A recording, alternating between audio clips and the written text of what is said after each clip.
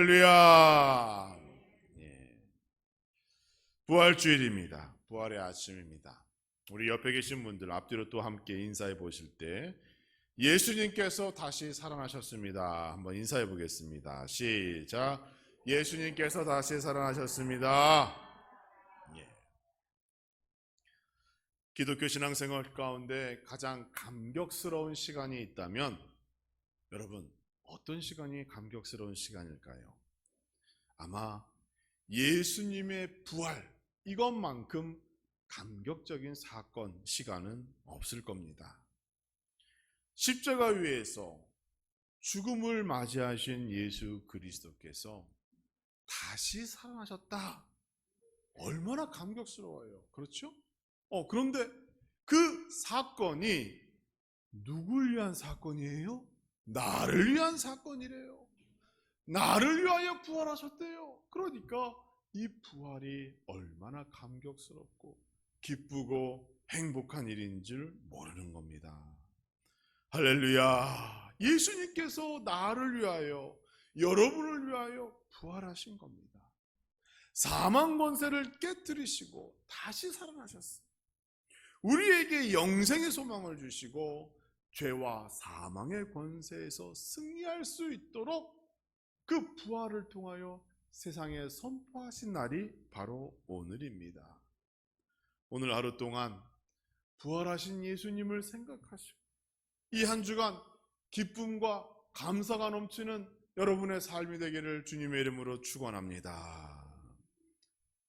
지난 한 주간 동안 저녁 7시 반에 고난주간을 맞이하여 저녁 기도회를 드렸어요.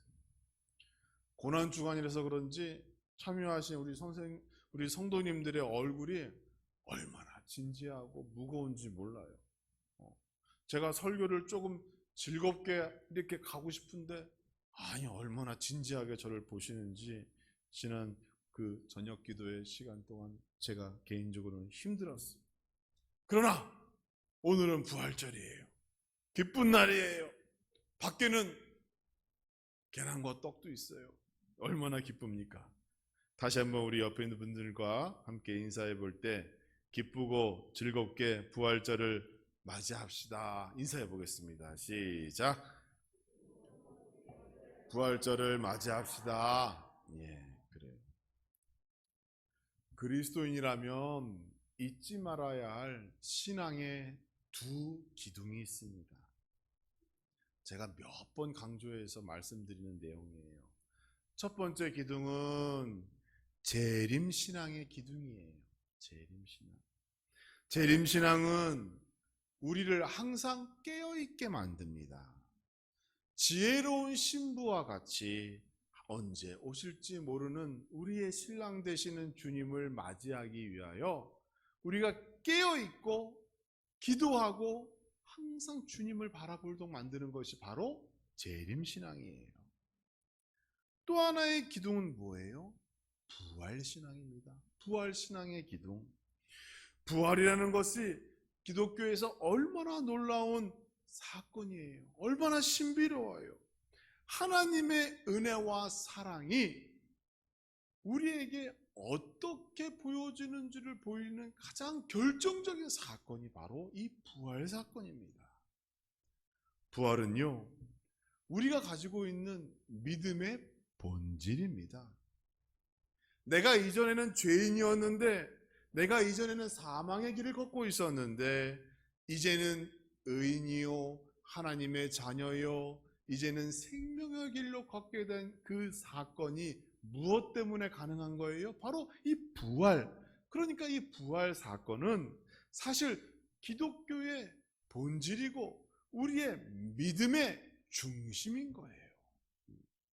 그러니까 여러분, 누군가 우리에게 기독교의 신앙은 뭡니까? 이렇게 질문을 하면 첫째는 재림신앙이요 라고 얘기하면서 설명해주고, 두 번째는 부활신앙이요 라고 말하면서 또 설명해주고, 그러면 100점짜리 성도의 발언, 답변이 되는 겁니다. 예수님의 부활이 없다면 생명이 없습니다. 생명이 없다면 천국에 갈 이유가 없죠. 왜? 영생하지 못하니까. 그러니까 이 예수님의 부활 때문에 오늘 본문 말씀에도 우리의 믿음이 헛된 것이 아닌 진짜 백의 믿음이 되는 거예요. 우리의 삶의 중심이 바로 여기서부터 시작되어진다는 것, 그리고 우리가 신앙생활하는 것이 얼마나 값지고 얼마나 소중한지를 보일 수 있는 것이 바로 부활신앙이라는 거예요. 부활 사건은 우리가 가진 모든 믿음의 시작이고 그리고 끝이며 완성이 되는 줄 기억하시기 바랍니다. 또 부활신앙이 중요한 이유가 하나 더 있어요. 성도님들의 삶 가운데 용기와 힘을 주는 것이 바로 이 부활신앙입니다. 어떠한 환경이나 어떠한 상황에 굴하지 않고 흔들림 없고 성공적인 신앙생활을 할 수 있도록 만드는 것이 바로 이 부활이라고 하는 놀라운 사건 때문에 가능한 거예요. 지난주에 우리는 박해를 두려워하지 말아야 한다, 우리가 공부했습니다. 마태복음 5장 10절에 의를 위하여 박해를 받는 자는 복이 있나니 천국이 그들의 것임이라 라는 제목을 가지고 우리가 지난주에 공부했어요. 사일런스라고 하는 영화가 있습니다. 이 영화는요, 1600년대에 일본에서 얼마나 큰 기독교 박해가 있었는지를 보여주는 영화입니다. 정권을 잡은 도요토미 히데요시라고 하는 사람, 여러분 아실 거예요. 일본에서는 당시에 크리스찬을 일본말로 키리스탄이라고 불렀대요. 키리스탄. 비슷하죠, 발음이? 사람들이 이 도요토미 히데요시가 정권 잡기 전에는 예배드리는 거에 대해서 용납해주고 큰 문제를 삼지 않았는데, 그가 불법으로 정권을 잡고 난 후에 사람들이 모여서 예배를 드리는 것을 두려워하기 시작했어요. 왜? 사람들이 모여서 자기 정권에 대하여 비난하고 거기에서 밀란이 일어날 것을 우려하여 그때부터 박해를 시작했습니다. 그게 1966년, 1633년부터 시작된 박해입니다. 키리스탄이라고 하는 성도, 사람을 붙잡으면 동네 사람들을 바닷가에 모아놨대요. 그리고 배 위에서 그 성도의 손발을 묶어 바다에 던지거나 또는 발가락을 잘랐대요. 발가락을 자르면 헤엄을 칠 수 없다고 그래요. 그렇게 해서 바다에서 익사시켜서 죽였습니다. 썰물 때 십자가에 사람을 묶어서 갯벌에 박아놓으면 밀물 때는 어떻게 되겠어요? 죽을 수밖에 없죠. 사람들 보는 앞에서 그렇게 사람을 죽였다는 거예요. 또 일본은 온천이 있잖아요. 물이 뜨겁잖아요. 화산이 있기 때문에. 그 뜨거운 물에 그 키리스탄이라고 하는 성도를 던져가지고 사람들 보는 앞에서 죽게 했다는 거예요. 그 영화를 보면 조그만 액자를 하나 갖고 다닙니다. 후미에라고 하는 액자인데 거기에는 예수님의 얼굴이 그려져 있어요. 의심되는 사람을 만나면 그 액자를 땅바닥에 내려놓고 그것을 밟아보라고 시켰대요. 그러니까 예수님을 밟을 수 있는 사람은 성도가 아니고 예수님을 밟지 못하고 주저하는 사람은 성도라고 판단해서 그 사람을 잡아갔다는 거예요. 그게 후미에라고 하는 판별법입니다. 그럼에도 그들이 숨어서 예배드리고 심지어 자기의 믿음과 신앙을 증명하기 위해서 집에 벽지나 옷을 만들 때 문양을 그려놨는데 거기에 그 꽃 그림을 잎사귀를 4개만 그려서 놓대요. 위, 아래, 좌우. 그럼 뭐가 보여요? 십자가가 보이죠. 그렇게 해서 자기의 믿음을 그렇게 유지시켜 나갔다는 거예요. 이 모든 것들 무엇 때문에 가능했습니까? 내가 잡히면 죽는다라고 하는 그러한 절박함 속에서도 그들이 무엇 때문에 그 신앙을 지킬 수 있었겠어요? 그게 바로 부활신앙 때문에 가능했던 거예요.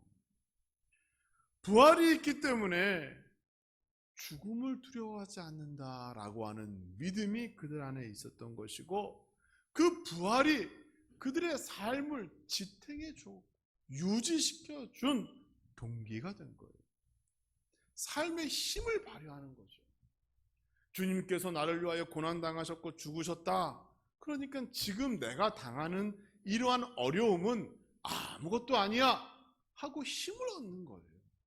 여러분, 오늘날 우리가 너무 예수님을 쉽게 믿는 것은 아닌가 이런 생각도 듭니다. 지금도 지구 반대편에서는 전쟁 중이잖아요. 오늘 부활주일인데 과연 거기서도 부활주일을 축하하는 예배를 드리고 있을까? 이런 생각을 해보면 같은 그리스도인으로서 마음이 아프잖아요. 기도해줘야겠다 이런 생각도 들고, 부활은 우리의 삶을 지탱해주는 엄청난 사건이고 믿음의 본질입니다. 오늘 본문에서 말하고 있죠. 부활은 무엇이냐? 부활은 예수께서 죽었다가 다시 살아나는 것 사건, 다시 살아나는 것을 증거하는 것이다 라고 얘기하고 있어요. 예수님의 부활을 믿지 못한다면 기독교 신앙의 근본을 흔드는 것입니다. 예수님의 제자인 도마가 처음 예수님께서 부활하여 우리에게 나타나셨다라고 하는 말을 들었을 때 그는 의심하였어요. 구멍난 손바닥에 손을 넣어보지 않고는, 옆구리에 손을 넣어보지 않고는 나는 믿을 수 없다라고 생각했던 그도 예수님을 만나게 되자 어떻게 됐어요? 그의 삶이, 믿음이 바꿔지게 되는 거예요. 부활하신 예수님을 만나면 모든 의심과 근심과 두려움이 사라지는 겁니다. 그게 바로 부활입니다. 우리의 삶을 그것이 붙잡아주고 유지시켜주는 것이고, 그 부활을 믿지 못하면 우리가 세상에서 가장 어리석은 자라고, 헛된 사람들, 헛된 인생을 사는 사람이라고 오늘 사도 바울은 본문에서 말하고 있습니다. 사람들은 말하죠. 어떻게 사람이 죽었는데 다시 살아날 수 있느냐. 여기에 증거가 있어요. 가장 먼저는 우리 기독교는요, 빈 무덤 종교잖아요. 예수님에 대한 무덤이 없어요. 다른 종교들도 다 영생을 주장합니다. 어떤 복을 받는다라고 주장하죠. 그런데 그들의 지도자들은 어때요? 무덤이 있습니다. 무덤을 자랑하고 그것을 성역화시키잖아요. 성지라고 말합니다. 그러나 예수님의 무덤은 없어요. 왜? 부활하셨기 때문에. 또 증인들이 있잖아요. 예수님께서는 부활하신 후 10번 이상 제자들에게, 사람들에게 나타나셨다라고 사복음서에 기록되어져 있습니다. 도모와 같이 사람들이 많이 의심하지만 실제로 나타났다는 거예요. 만나지 못했기 때문에 의심하는 것이지, 예수님을 만나면 믿을 수 있고 믿어야 하는 것이 바로 부활 사건입니다. 천사들도 예수님의 부활을 증거하였죠. 또 예수님께서 부활하셨다고 하는 가장 큰 증거가 여러분에게도 있어요. 그게 뭔지 아세요? 예수님 만나면 사람이 변화하잖아요. 그게 증거예요. 예수님께서 죽음도 이기시고 부활하셨기 때문에 사람의 본성이 바꿔진다는 거예요. 그게 증거입니다. 여러분의 삶이나 여러분의 인생을 뒤돌아보시면 내가 예수 믿기 전과 예수 믿은 이후의 삶이 얼마나 달라졌는가 자기가 알 거예요. 그게 바로 예수 부활의 증거가 됩니다. 인생을 살아오며 모두가 공통적으로 하는 말이 있어요. 사람은 고쳐 쓰는 거 아니다 이렇게 얘기하죠. 왜요? 사람의 본성이 변하기 힘들다는 것을 그렇게 빗대어 말하는 거 아니에요. 그러나 한 가지 예외가 있어요. 부활하신 주님을 만나면 사람이 변하게 되는 줄 믿으시기 바랍니다. 이것이 예수님께서 죽으셨다가 부활하셨다고 하는 놀라운 증거이고 놀라운 확증이 된다는 점 기억하시기 바랍니다. 또 부활신앙은 우리에게 미랄 정신으로 살아가라 삶의 방향을 제시합니다. 오래전에 공자가 죽어야 나라가 산다라는 책이 베스트셀러가 된 적이 있어요. 누가 죽어야 된대요? 공자가 죽어야 나라가 산대요. 한국 사회에 퍼져 있는 유교 문화의 그 모호한 관습이 얼마나 세대 간의 격차를 벌이고 한국 사회를 갈등시키는가에 대하여 비판한 책입니다. 할아버지 한 분이 버스에 올라탔어요. 중학생이 자리에 앉아서 가방을 끼고 꾸벅꾸벅 졸고 있었어요. 할아버지가 자기가 앉을 자리가 없자 그 학생한테 가서 졸고 있는 학생의 뒤통수를 치면서 어른이 버스에 타면 일어나야지 졸고 있냐고 야단쳤어요. 그 중학생이 뒷머리를 긁으면서 얼떨결에 다음 정거장에 뛰어내렸습니다. 여러분 어떠세요? 유교 문화 아래서 자행된 이러한 폭력, 아마 우리도 어릴 적에 그런 억울한 일 많이 당했잖아요. 그렇죠? 여러분께서 그 할아버지의 행동을 보고 유교 문화적인 생각으로 그럴 수도 있지라고 생각하신다면 여러분 이미 옛사람입니다. 그런 취지에서 공자가 죽으면 나라가 산다라고 그 안에 책을 많이 비판했어요. 그런데 여러분, 공자가 죽으면 나라가 살아나요? 아닌 것 같아요. 공자가 10번 죽어도 나라는 살아나지 않습니다. 공자가 아니라 누가 죽어야 돼요? 사실은 내가 죽어야 되는 겁니다. 하늘의 미랄과 같이 내가 죽어야 나라도 살고, 그렇죠? 교회도 살고 가정도 살아나는 거예요. 그래서 우리는 미랄 정신을 가지고 살아가야 하는 겁니다. 부활신앙은요, 우리에게 이러한 정신을 가르치고 있어요. 주님을 섬기고 이웃을 섬기고 하나님 사랑과 이웃 사랑을 우리의 몸으로 증거하기 위하여 나는 하늘의 미랄이 되어야 한다라고 성경은 말씀하고 있습니다. 주님께서 십자가 위에서 묵묵히 죽음을 감당하셨습니다. 이것은 나를 대신한 죽음이에요. 우리는 그분을 본받는 그리스도인이에요. 그러므로 우리도 예수님처럼 육체적인 죽음을 따라갈 수는 없지만 우리의 정신과 마음과 생각과 우리의 영혼만큼은 예수 그리스도를 닮아갈 수 있다는 거예요. 또 닮아가야 한다는 거예요. 그것이 바로 하늘의 미랄이 되어 내가 죽고 헌신하고 충성하며 긍휼의 마음으로 세상과 이웃을 돌보고 사랑하고 섬기는 것, 그것이 바로 십자가의 마음, 부활의 신앙으로 살아가는 새로운 성도의 삶의 모습인 줄 기억하시기 바랍니다. 우리 그리스도인은요, 하늘의 미랄로 살아가는 거예요. 예수님께서 십자가 위에서 죽은 것 같이 나도 더 손해보고 내가 더 많이 양보하고 그러한 마음에서 전도하고 선교할 때 영혼도 살아나고 생명도 구원받게 되는 역사가 나타나는 줄 기억하시기 바랍니다.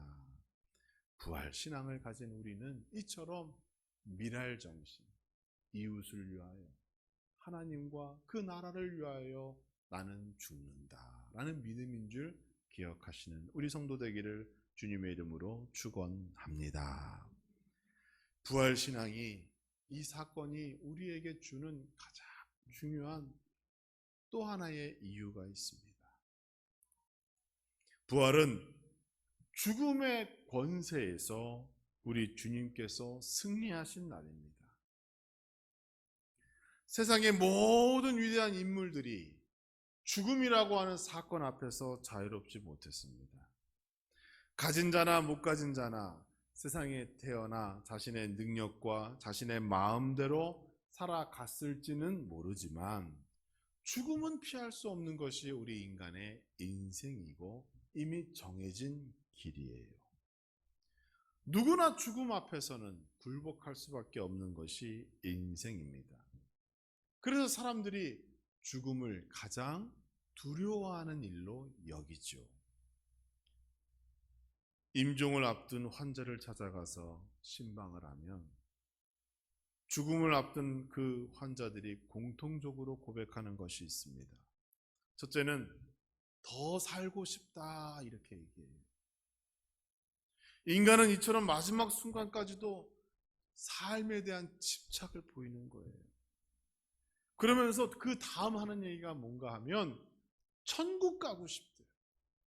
평상시에는 천국 가자고 예수 믿고 구원받자고 그렇게 얘기해도 귓등으로도 안 듣던 분이 마지막 순간에 천국 가고 싶다는 그런 얘기를 합니다.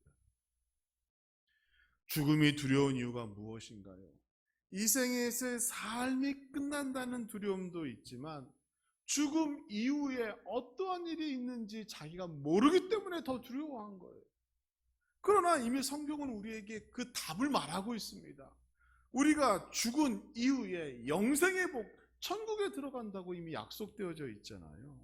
그러니까 이 부활이라고 하는 사건은요, 우리의 삶을 더욱 풍요롭고 만들고 이미 성경에 기록된 약속된 축복을 우리에게 확증해 주는 사건이라는 거예요.